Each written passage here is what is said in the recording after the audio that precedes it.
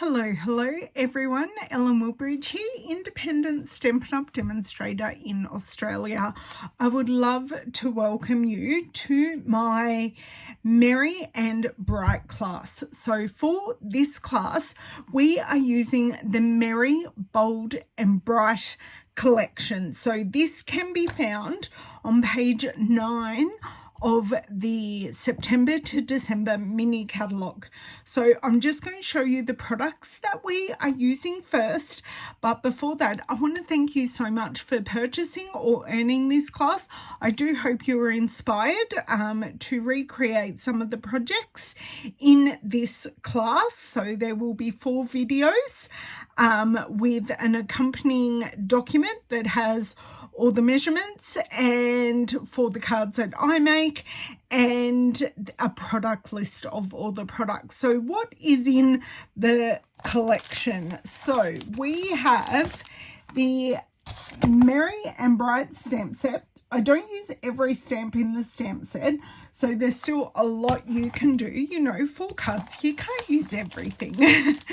And we've got the Merry and Bright dies, and I do use a fair few of these dies with you. That's dropped on the floor, but that can stay there.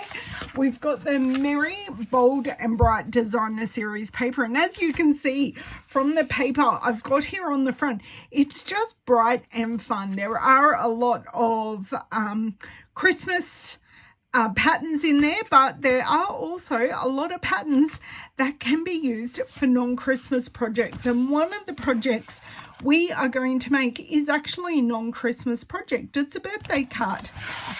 There is some specialty paper in the collection which is foil, so this is Mellow Mambo and Granny Apple Green foil, and the embellishments are the iridescent discs.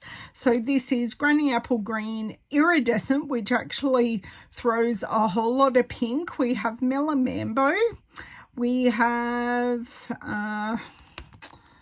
it would be Pool Party and we have Poppy Parade, but these are quite usable and interchangeable within colours, Stampin' Up! Colours that aren't exactly the one shown here.